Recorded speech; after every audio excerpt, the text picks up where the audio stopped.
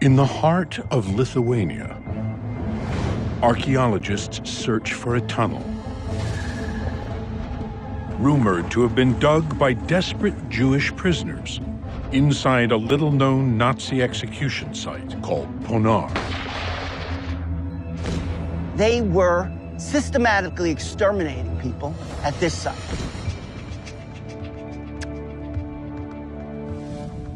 Once you get taken away, you go to Ponar to die. Nobody comes out of Ponar alive. Let's look at the IP, see what we get. The investigation will open a nearly forgotten chapter of the Holocaust. The story of Vilna, a renowned center of Jewish culture, destroyed by the Nazis. Now, a team of scientists from around the world has come here, Could be a trench, could be a pit. searching for the last traces of a vanished people. Where's the grave here? Who were they? Vilna was one of the most important cities in Jewish history. It had the greatest scholars. It had the greatest writers. Armed with advanced scientific tools, their work will help restore the memory of this lost world. And something more. We're picking up 2 hotspots. A story of hope in the city's final hours. But time is running out. Few remain who remember. Is there anything left to be found? There is something there. The secret history of Vilna and the legendary Holocaust escape tunnel. Take the moment. Take the moment. Right now on Nova.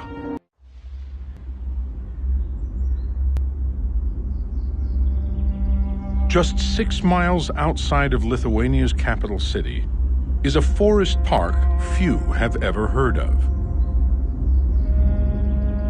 Here, more than 70,000 people, most of them Jews, were murdered by the Nazis and their collaborators.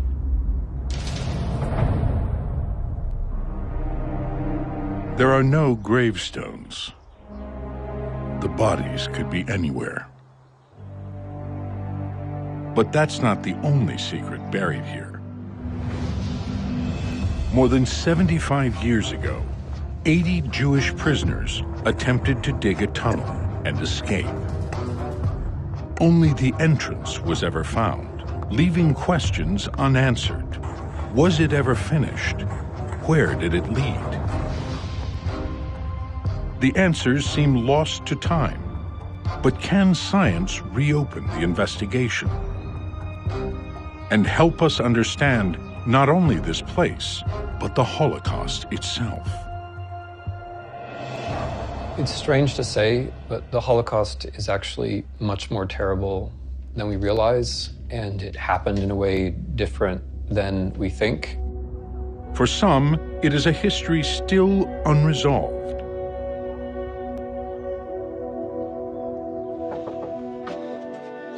Shalom.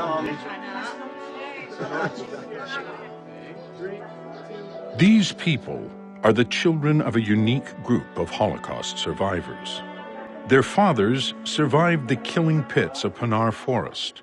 My father used to say that they started it just behind. Not that I ever doubted that the stories were the right stories, obviously. They heard stories of the tunnel. But with their fathers now gone, and no firm evidence, only questions remain. What really happened? It would complete the entire picture if they would find the tunnel. Now, 2 archaeologists, Richard Freund of the University of Hartford and John Seligman of the Israeli Antiquities Authority, believe they can answer these questions. But doing so will take them to a place few would expect: Lithuania.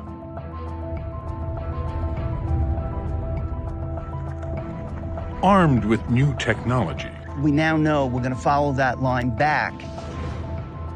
their mission is focused on a renowned city of 70,000 Jews wiped out by the Nazis.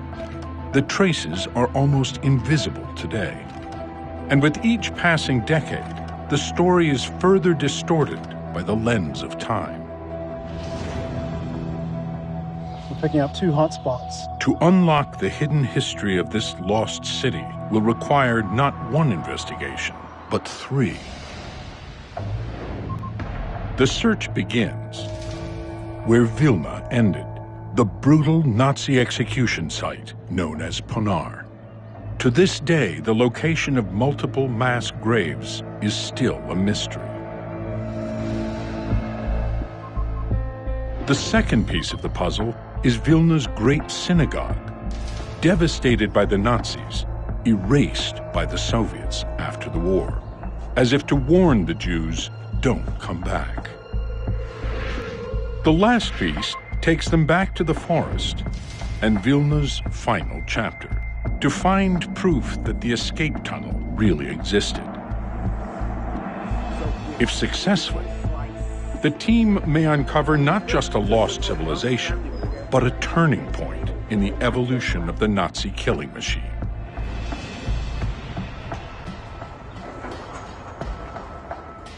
Today, few clues would reveal it, but more than 75 years ago, it was here in Lithuania that the final solution, the systematic mass murder of 6 million Jews, first began. Before the industrialized killing of the gas chambers in places like Auschwitz, the Nazis and their collaborators murdered Jews here by the thousands, one bullet at a time. They began killing 500, 600, 700 people per day. This is ground zero for the final solution. It is a painful history Lithuania is only now beginning to explore. The pieces were in motion by 1940. Lithuania was trapped under a brutal occupation by Stalin's Soviet army. With the Germans approaching the border, anti-Semitism, already simmering, exploded. Right before the war, Nazi propaganda flooded the country of Lithuania, promoting the idea that Jews were communists and communists were Jews, and that if the Soviet Union was moving tanks into the country, it was because of the Jews.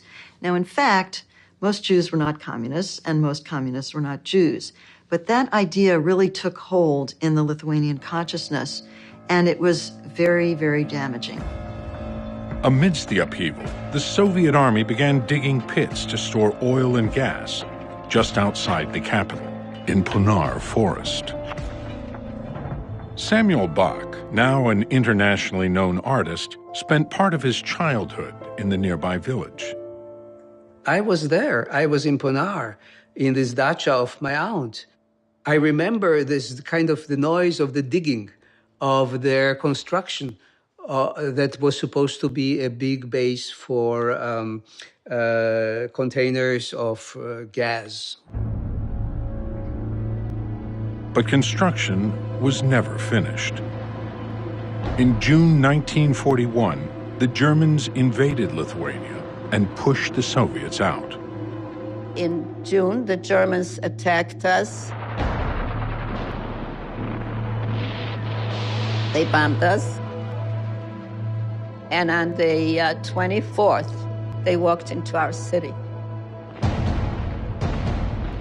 The Nazis soon found Lithuanian collaborators eager to help in the killing of Jews. They also found something else: the freshly dug pits in the forest.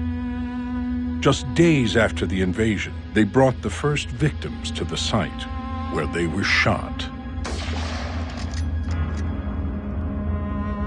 And this Holocaust by bullets, as it's called, that's how it starts. It's how half of the victims die. But it's also the decisive moment when it's realized that something like this is possible. This was the tipping point, because at this place, they began systematically killing the Jews. When historians try to understand when did the Germans decide that the policy of the war would be total annihilation, total extermination of the Jews, they look at the summer of 1941 and they see a real turning point in this transition to mass murder. The killing was directed by Nazi troops known as Einsatzgruppen. We know the people's names. Martin Weiss was the head of that unit, and he was the person who directly responsible for the management of Punau. Under his control, he had now 150 Lithuanian volunteers from the Lithuanian Rifle Association who went into another unit which is called the Special Ones. They were the ones who were directly responsible for the actual killing and the actual annihilation of the Jewish population on a day-to-day basis. Поступили следующим образом. Отправили в Панары, поскольку Панары — это лагерь смерти. Going to Punar was death. That's what people said. There was no escaping. Решили, пусть поработает. Today, trains still pass by Punar Forest. You're hearing the trains going by. There were three ways that they used to bring the victims here. One was by truck, one was by walking, and one was by train. So when you hear these trains, you're listening to the sounds of the first moments of the final solution.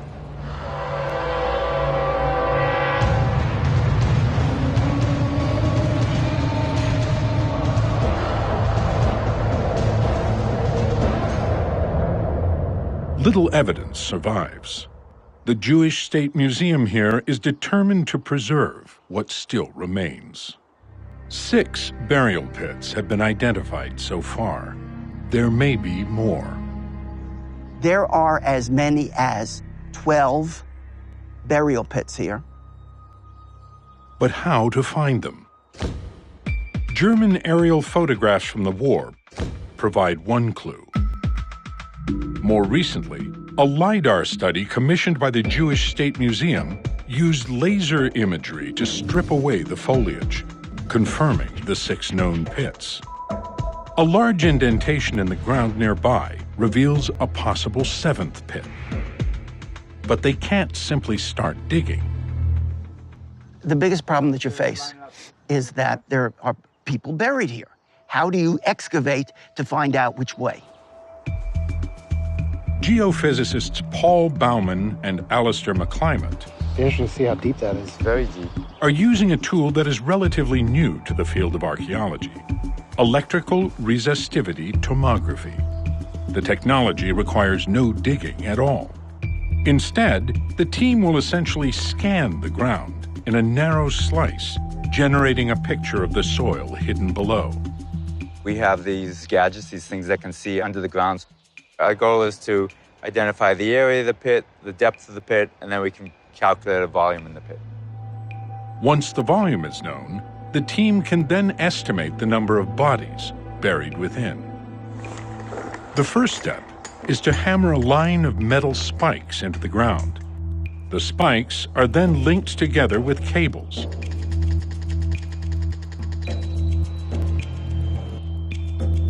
A control unit, powered by a car battery, then fires hundreds of electrical pulses and measures the way the soil conducts electricity.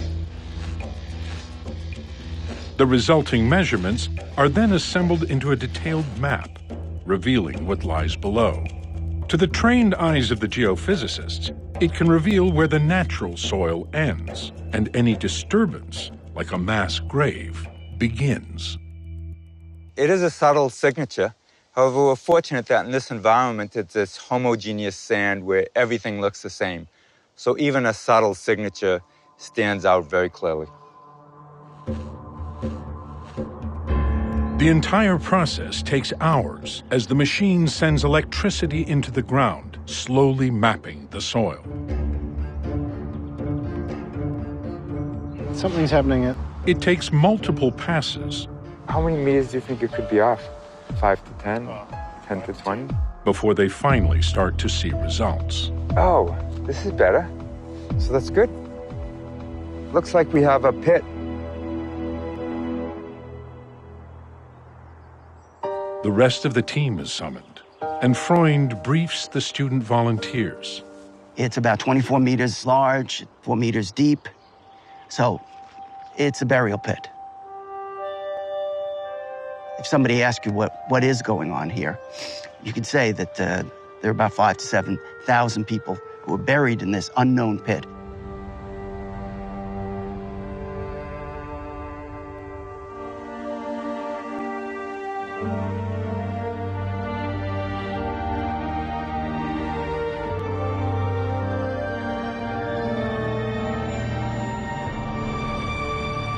Thousands of people buried in this forest, murdered by the Nazis. But who were they?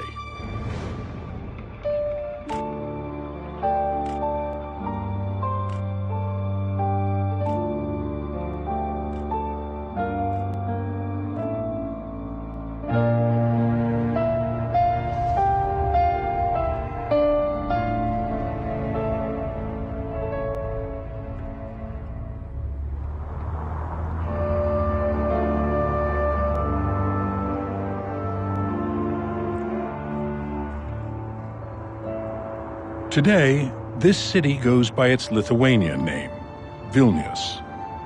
But for centuries, it also had another name, one rarely heard now, Vilna. Its name in both Hebrew and Yiddish, the everyday language of European Jews. They called it the Jerusalem of the North. That's an unusual title. There are only a few communities in Jewish history that got named the Jerusalem of. Vilna was one of the most important cities in Jewish history, certainly one of the capitals of European Jewish civilization. Prior to World War II, Jews made up a large part of the city. Most people think New York is a very, very Jewish city. Well, that's 15%. But Vilna was, at its peak, 40% Jewish. It was a center of Jewish learning, of Jewish culture, of Jewish politics. 6 Jewish newspapers, museums, the largest Jewish library in the world. Essia Friedman was born in Vilna before the war. For me, Vilna was the most beautiful place in the world. Everything was gorgeous. Any little synagogue that you went in was beautiful.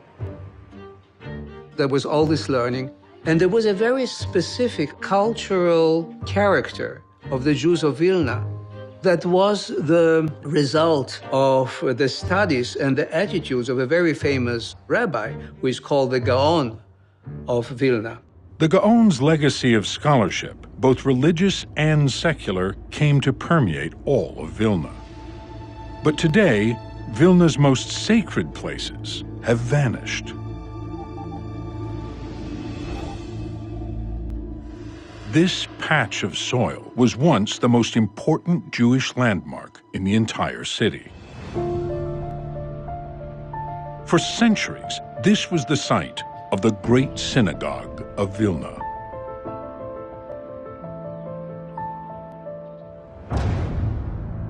Destroyed by the Nazis, the ruins were leveled by the Soviets, who sealed them away by building a school on top. Only fragments survive in museums today. Some of those fragments were recovered in 2011, when Lithuanian archaeologists dug 3 excavation pits next to the modern school. The goal was to pinpoint more precisely the location of the Great Synagogue itself and the main architectural features of the synagogue. The excavations uncovered pieces of the main worship area. What's amazing is it was right here where the Ark sat. And they found the column base and the steps leading up to the main bema where the Torah was read. Today, much of the worship area lies buried under the school, but the complex was far larger. We've got to look at this whole complex as a sort of community center. If you would have been coming in from the Jewish street over there, you would have been walking down Jewish Street, coming in through the main courtyard. Dating back to the 16th century, the Great Synagogue was not the only synagogue in the city. In fact, there were more than 100.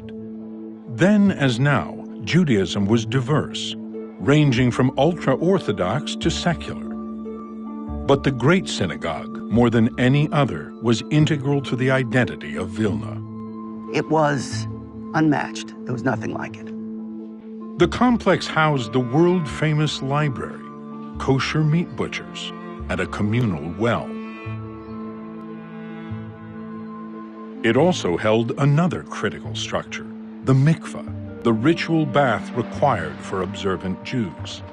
It potentially could be one of the oldest parts of the structure, so that's a really important aspect of the whole complex. Based on historical diagrams, John Seligman suspects the mikveh is under the playground. For the archaeological team, it is an appealing target. Mikvahs are great places to excavate because people lose all their personal items when they're going into the bath. Recovering this lost world is a personal mission for many on the team. Lithuanian archaeologists, Israeli volunteers, American students. For me personally, my goal was to be able to contribute to mankind and be able to say that I did something. For lead archaeologist John Seligman, the investigation is even more significant. His family once lived here. So this, for them, would have been the place they would have looked up to as the most important place within their own community. Most of them were murdered in the killing pits of Ponar. Looking over my shoulder as my grandfather, maybe thinking, good on you. And so for me, that's something of great meaning. With no clues visible from the surface, the search for the mikveh begins with a technology known as ground-penetrating radar. Harry Joel is the team's GPR expert. So ground-penetrating radar, or known as GPR, uses FM radio waves, just like we're listening to in the car here. We're actually putting those waves into the ground. They're reflecting off of surfaces, and that's what we're seeing in the radar. By measuring how quickly the signals are reflected back to the unit, GPR can reveal features in the ground that don't look natural.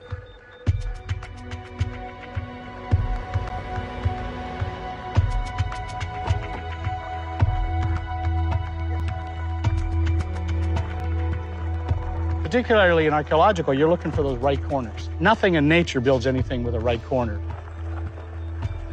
And so we can figure out a feature that has a right corner. We can say, oh, that's a building, that's human. With scanning complete, the data is sent to California for processing while the team sleeps. By morning, the results are ready. The data just came back, and what we're seeing here in these slices is some straight lines, and they're coming at right angles. The only thing that these could be is potential walls.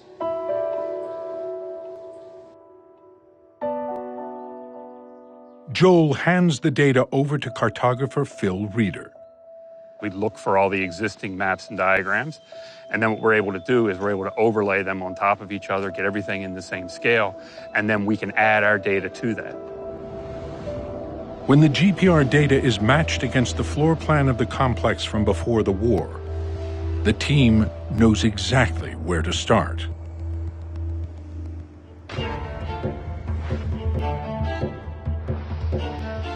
The first loads of soil go into the sifters.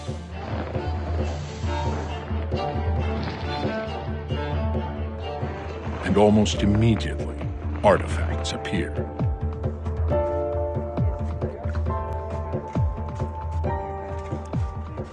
And now we have silverware. I don't think we're in a kitchen, although the possibility is that somebody was actually cooking here because there's coals, there's burnt wood. Coins, pottery, tiles from the large heating stoves that once stood here. You'd have like a stove which would be stoked from below and would be heating up the water. And the room itself, the room would have to be warm as well. I mean, you're talking Lithuania today, it's a nice sunny day, but in the winter over here, it's miserable. It's fantastic, and it's beautifully decorated. The tiles from the heater suggest they may be close to the mikveh, close to discovering a key part of the great synagogue that was burned and bombed by the Germans during the war.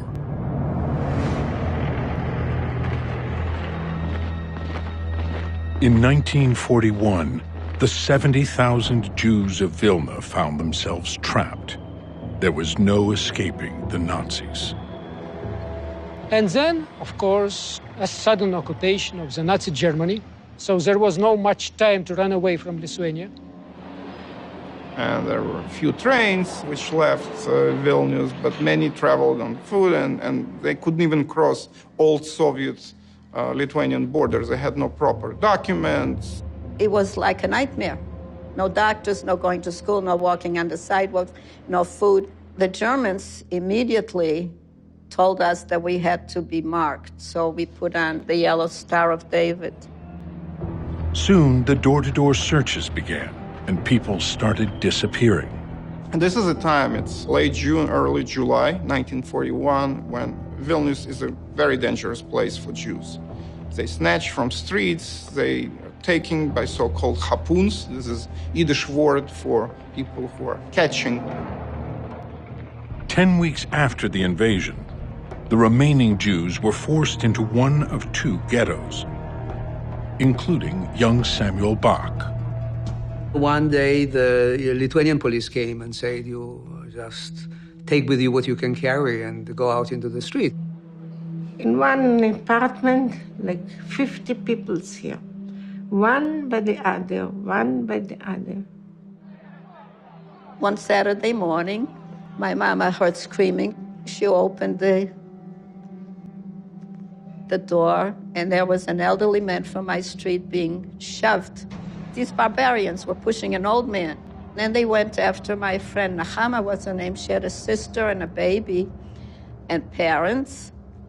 And the little girl was crying. So they bayoneted her and threw her out.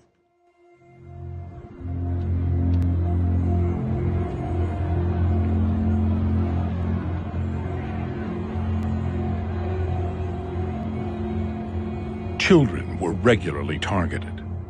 My sister was 2 years younger than her. Her name is Shenele. Shenele in Hebrew, it means Yafa. In English, it's beauty. And she was really beautiful. In that morning when I kissed her, I said to her, I will never see you again. And I didn't see her again.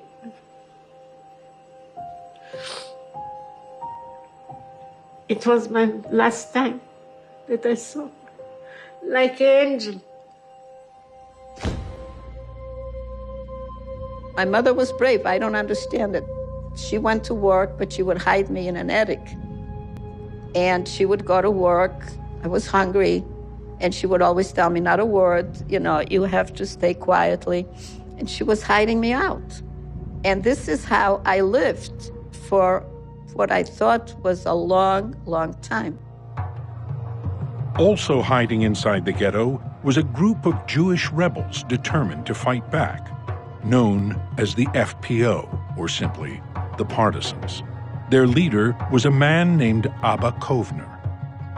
It's no coincidence it's in Lithuania, it's in Vilna, that we first see somebody like Kovner who says, this is not isolated. This is something that is going to happen to every Jew in Europe. The Partisans began to stockpile weapons, hoping to hold on until the Soviets returned to drive the Nazis out. In 1943, the FPO snuck out of the ghetto through the sewers. They began launching attacks on Nazi targets in the forests around the city, including Ponar. By this time, the Nazi execution site here had been active for 2 years.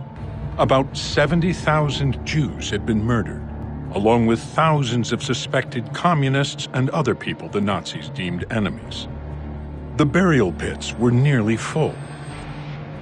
It was damning evidence, and the Russians were coming.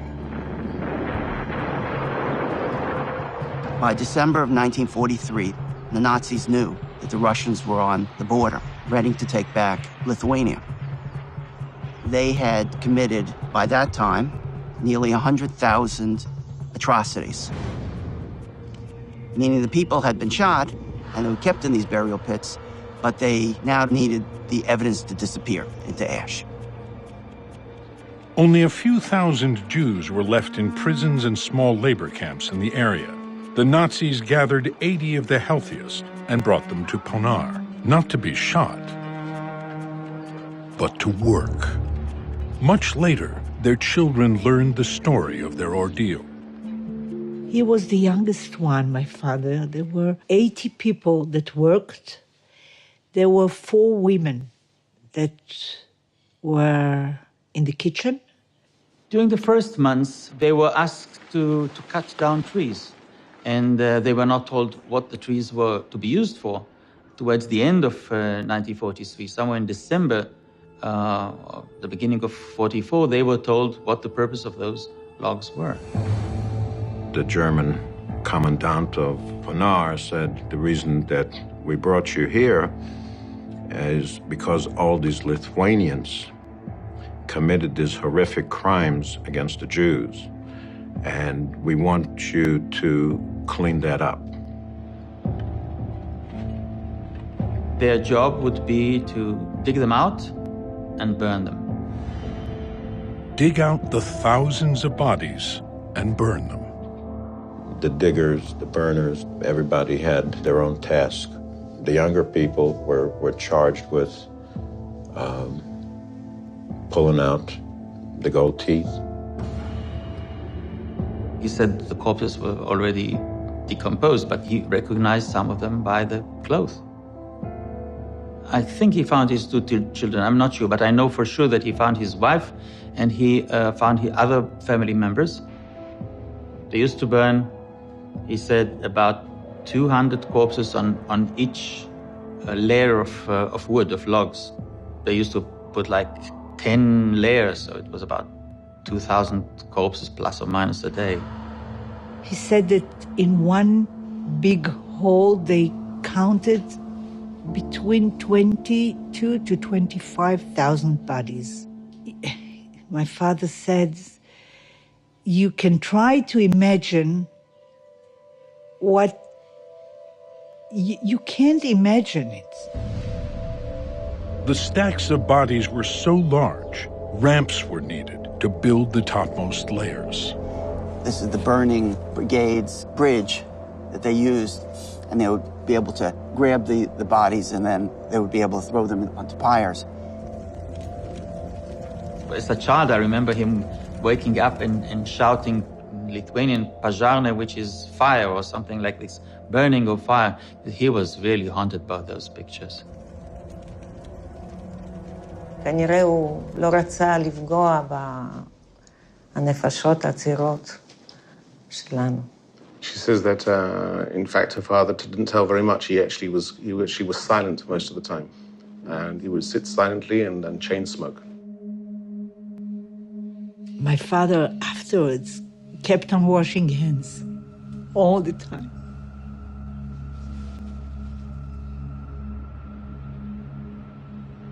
And in December, January, they all realized, those 80 Jews, 76 men, 4 women, that when they're finished, they would be the last victims. So they hatched a plan. He said that all we thought is that someone will survive and tell the world what's going on, what happened here. And they started digging an escape tunnel for 76 days. He said there were 2 of them at the time. One would dig and another one would ferry the dirt back into the bunker.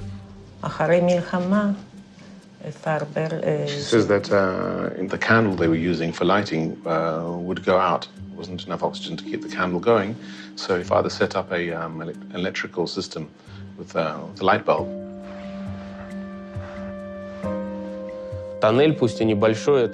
The tunnel, despite being small, had to be correctly engineered. One had to understand the distribution of pressure and so on. My grandfather had a degree in engineering and could be useful in the construction.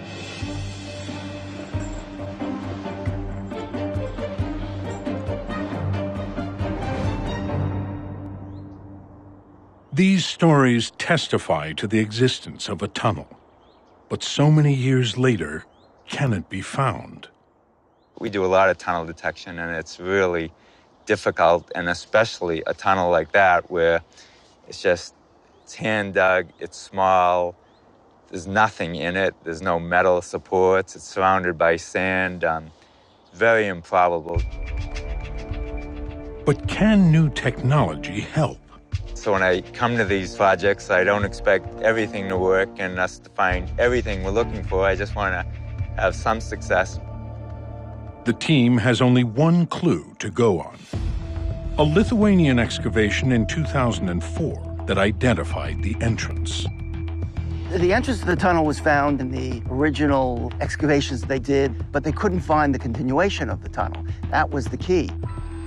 The first thing the geophysics team needs to figure out is the direction the tunnel would take if ever completed.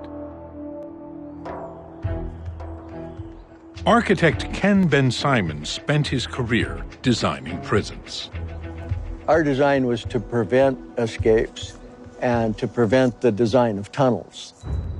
Ruling out where the Lithuanians already excavated, and knowing the diggers would not have backtracked across the pit, Ben-Simon has flagged an area for examination.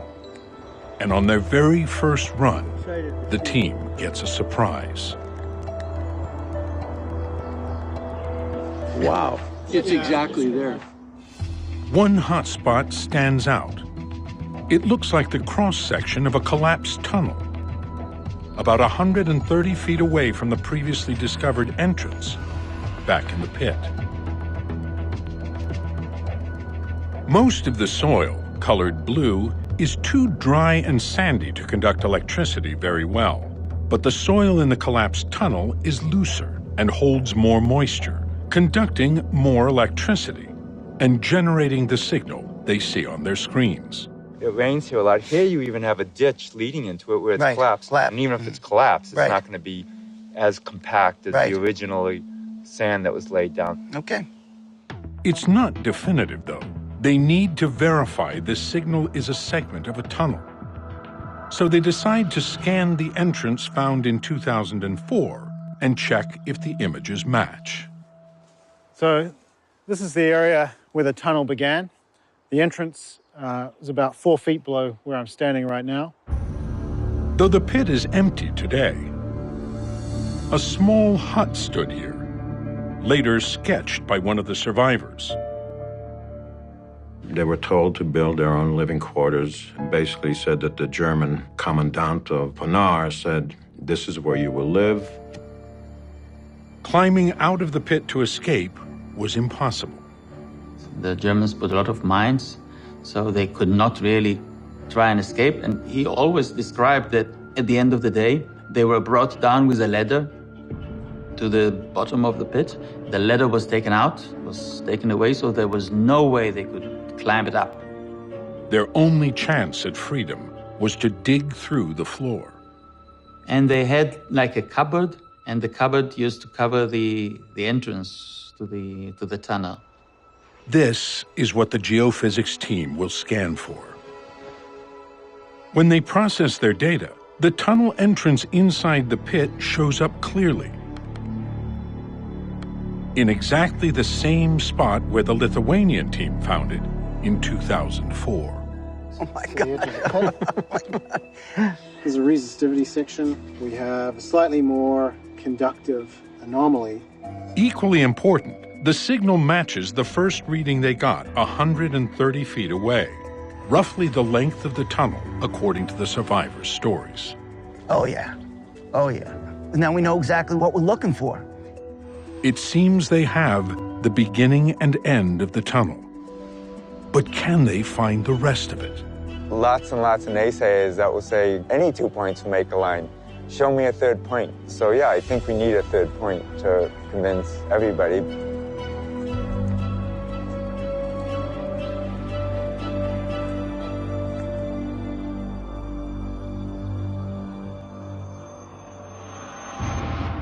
Months before the tunnel was begun, in September 1943, the Germans begin killing the last ghetto residents, a process known as liquidation. So my mother, she always had another plan of what would happen. And she pushed me over like a wall or a hall or whatever. But you know what she said to me before in Yiddish? Mein Kind soll keinmal nicht vergessen, ob ich da Jiddische, which means my child, never forget that you're Jewish. And she pushed me out. Sam Bach was taken with his father to a work camp. But for children, it was no safer than the ghetto. So about 200 kids that were in the camp were killed.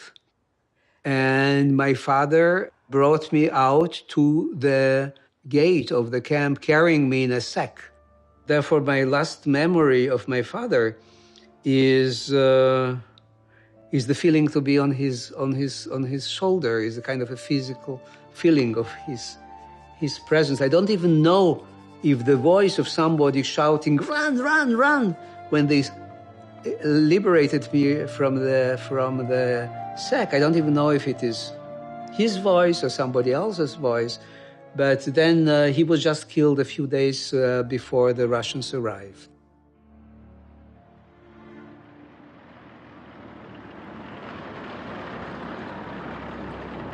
In 1944, the Soviets drive out the Germans, annexing the country. They would rule for nearly 50 years.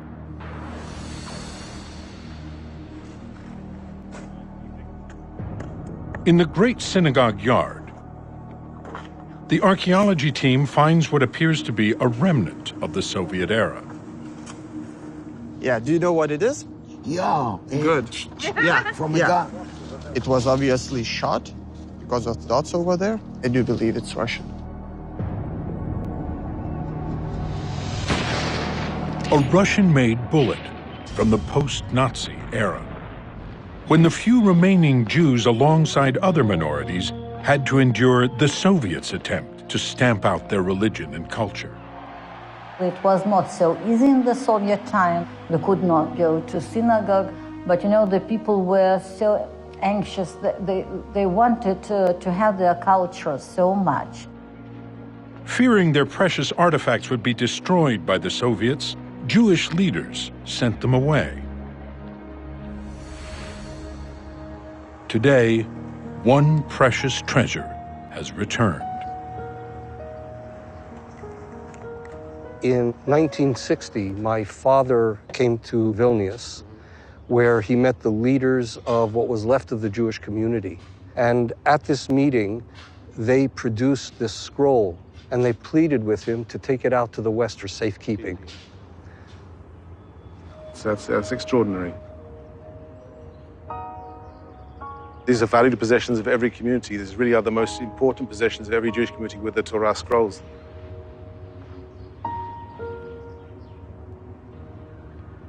The Torah will be authenticated while the team returns to work. They only have 2 days left on their permit to find and document the mikvah, the ritual bath, but they've uncovered an important clue. We have an arch. You can see the bricks over here. What kind of depth are we at right now? Roughly 1.5 meters. With the clock ticking, the team digs in shifts.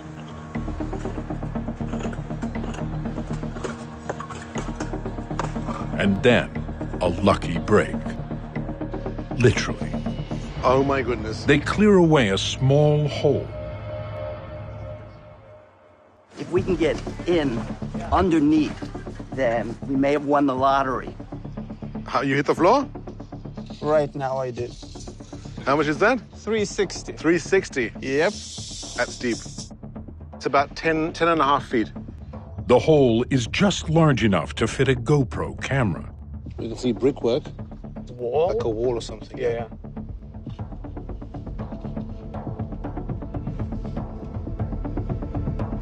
Okay, so we are going down. I think that's pretty clear that's a heater. It looks like a water heater. We're standing in the corner of the vault. The line would continue more or less in a line to where Jogis is standing over there, and about 3 or 4 meters in that direction. Yep. And somewhere around close to the back wall, we have a heater. Yeah. A metal heater. which is heating up water. Yeah. A water heater, likely for the bathhouse and mikveh. That's the fun of archaeology, is you've got no idea what we're going to find down there. No, it's the first time I actually see Something something like that. Yeah, Yeah. so it's been a good day. A good day indeed.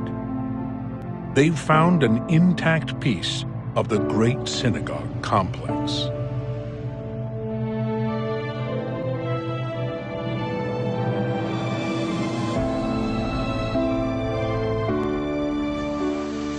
It's absolutely successful. We will find more, I hope, in the future, and that's the way archaeology works. You find a bit now, and you come back next year and you find the rest.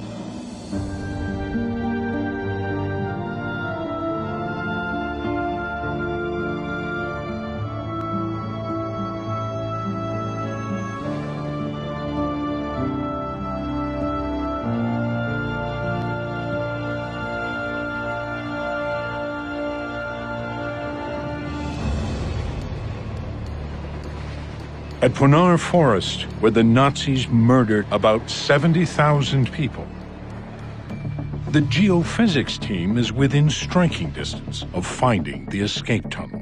They found 2 cross-sections, but they need more evidence to prove that it was actually completed and used. I'm going to split the difference between these two. Yeah. A sudden rainstorm might actually help. It's a lot easier to get current into wet sand than dry sand, so the rain actually works in our favor. If they find it, they will have tangible proof for what have been only stories handed down from the survivors to their children.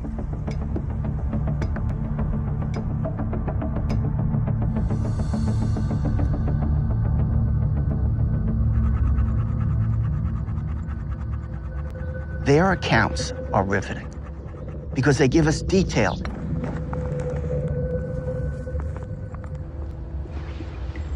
And on the last night of Passover, April 15th, between 9 o'clock and 10 o'clock, they knew that there was great danger, but they were going to try to get through the forest without making too much noise.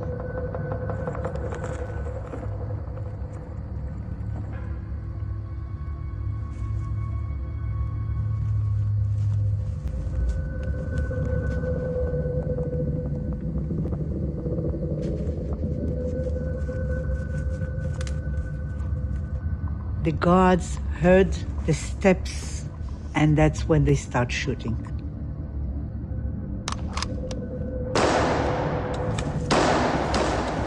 And the guards started firing indiscriminately. They didn't see anybody, didn't know who they were firing at. My father was able to climb out of there and start running.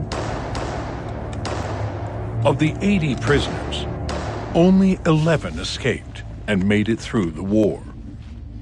It is one of the most horrific escapes that we have in the Holocaust. But it also is, the great testament to the courage and survival. Once in the forest, they were found by Abba Kovner and the partisans. Some joined the fight against the Nazis. My father said, we wanted to fight, we wanted revenge.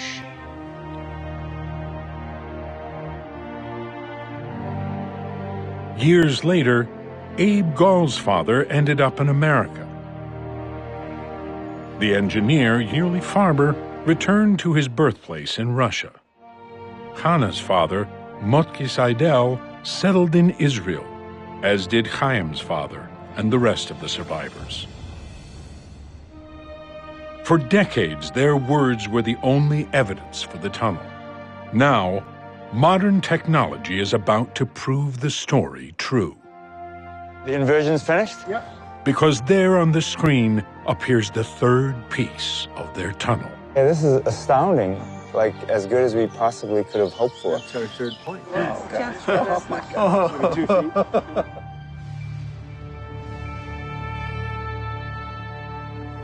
We've found a major part of the tunnel. And there's something extremely personally moving about knowing what these people must have gone through in those 76 days.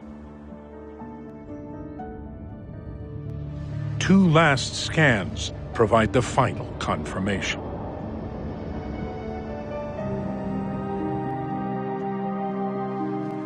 So the tunnel is many feet below where I'm standing right now. It extended at about the same level under this hill, out in this direction. Our technology indicates it's approximately on this alignment under this hill and continued for about 90 to 100 feet. And the exit is somewhere beyond this area here. The news of the discovery soon makes international headlines, reaching the survivors' children in Israel, who are eager to see the proof of their father's stories.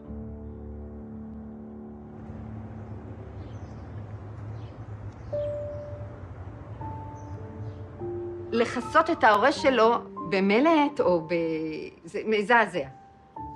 You see all the blue?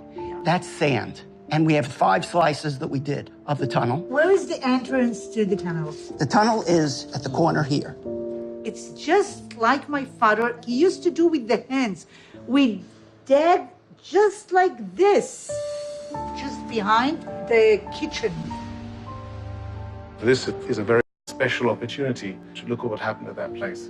It was something that you felt was really unreal, and you thought, well, they mystified some of it. And then everything is here. The moment I saw it, I was shocked. This actually closes a full circle for me. Absolutely. Modern technology has brought them the closure they thought they would never have. But the civilization known as Vilna is gone. More than 95% of the Jewish community of Vilnius was destroyed, and thousands of other lives were taken. A vital culture, hundreds of years old, embodied by the great synagogue at its center, is extinguished. The Torah scroll, back from safekeeping, has been authenticated. It is one of the last surviving pieces of Vilna, now kept in one of the city's only active synagogues. As time passes, memories of Vilna and its people will fade and die out. But the truth of what happened here has not been forgotten. And now, through the proof that science has given us, it will never be erased.